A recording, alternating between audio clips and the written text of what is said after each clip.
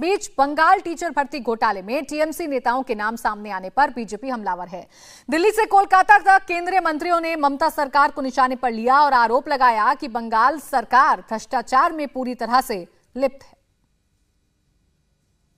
मंत्री को हाईकोर्ट को ऑर्डर करना पड़ता है, सामान्य नौजवानों की आपत्ति पे सीबीआई इंक्वायरी हो, इंक्वायरी के माध्यम से उनके घर से 21 करोड़ रुपया की नगद मिलता है, वो गिरफ्तार होते हैं, मंत्री पद में वो हैं। यही बंगाल की आज की स्थिति को दर्शाती है। ये बहुत ही गंभीर बात है। कहां ले जाना चाहता है यहाँ का सरकार बंगाल की नौजवानों को, उनकी रोजगार को, उनकी चाकरी को, ये बहुत ही सोचने वाला विषय है। कानून अपने रास्ते में जाएगा, उसको एक निर्णायक मोड़ तक लेके जाएगी। ये सरकार भ्रष्टाचारियों की सरकार है। ये जो चोर मचा रहे हैं शोर, इसका आज कल के इस विजुअल के साथ एक बड़ा एक पैटर्न, एक लॉजिक, एक एक्सप्लेनेशन निकलता है कि ये चोर क्यों मचा रहे हैं शोर। क्योंकि उनकी चोरी का जो एविडेंस है वो लोगों तक ना पहुंचे, उसको किसी तरह ऑब्फ्यूस्केट करें, उसको किसी तरह कंफ्यूज करें, उनका यही मकसद है। और ईडी के जो और ईडी और इन्वेस्टिगेटिव एजेंसीज के जो ऑफिसर हैं उनको इंटिमिडेट करें, उनको अंडरमाइन करें। आपने हाल ही में 2 दिन पहले यहाँ पर दिल्ली में भी देखा कि यही एजेंसी जो कुछ पूछताछ करने वाले थे, तो देश भर में एक तरह से एक माहौल बनाया गया कि एजेंसीज को इंटिमिडेट करें और उनके इन्वेस्टिगेशंस को अंडरमाइन करें। और ये इस बात का प्रमाण है कि बंगाल में किस तरीके से जनता के पैसे को भ्रष्टाचार की बलि चढ़ाई जा रही है, ये स्वयं जनता पूर्ण रूप से जानेगी, इसका मुझे पूरा विश्वास है। तो देखिए, पूरी तरीके से बीजेपी हमलावर है इस वक्त ममता सरकार पर। अतुल, सवाल यही है कि एक तरफ बीजेपी एक के बाद एक आरोप लगा रही है, पार्थ चटर्जी को लेकर सवाल पूछे जा रहे हैं, भ्रष्टाचार को लेकर सवाल पूछे जा रहे हैं, लेकिन दूसरा खेमा यानी कि जो ममता बनर्जी हैं वो पूरी तरीके से खामोश है। उनकी चुप्पी कब टूटेगी? अब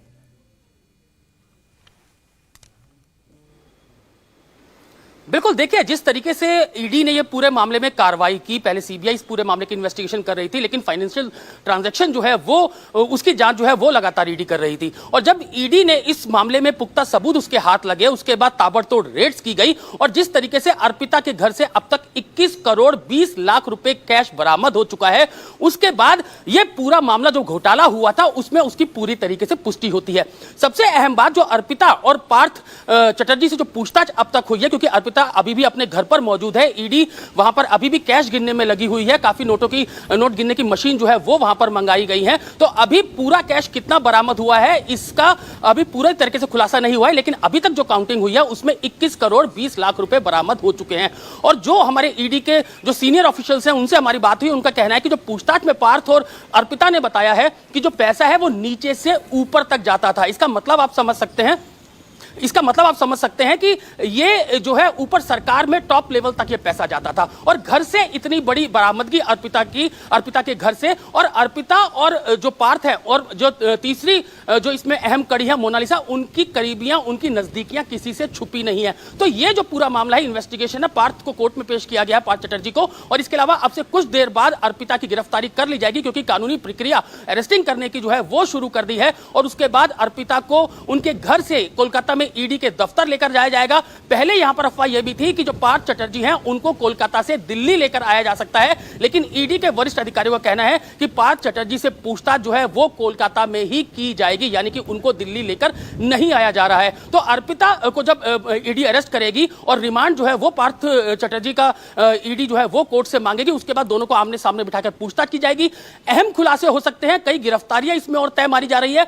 निश्चित रूप से टीएमसी सरकार, पश्चिम बंगाल सरकार पर अब जो टॉप लेवल तक है उस तक ये पूरी जांच जो है वो पहुंच सकती है। और पूरी ईडी की टीम इस समय अर्पिता से पूछताछ कर रही है, घर में कैश गिना जा रहा है, और इसके अलावा पार्थ से जब रिमांड लिया जाएगा उसके बाद उनसे भी रिमांड पर लेकर पूछताछ की जाएगी। तो काफी अहम अपने आप में पूरी इन्वेस्टिगेशन जो ईडी ने शुरू की थी और जिस तरीके से कल ताबड़तोड़ रेड जिस तरीके से अतुल ईडी अपनी कार्रवाई कर रही है, जिस तरीके से पूछताछ कर रही है, ये भी माना जाए, ये भी समझा जाए कि आने वाले वक्त में भी अभी पश्चिम बंगाल में ऐसी ही छापेमारी देखने को मिलेगी। अभी और बड़े नाम हैं जिनके नाम से पर्दा उठना बाकी है।